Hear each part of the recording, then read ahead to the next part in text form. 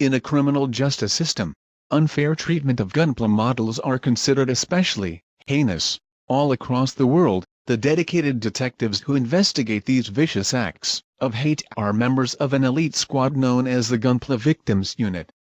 These are their stories.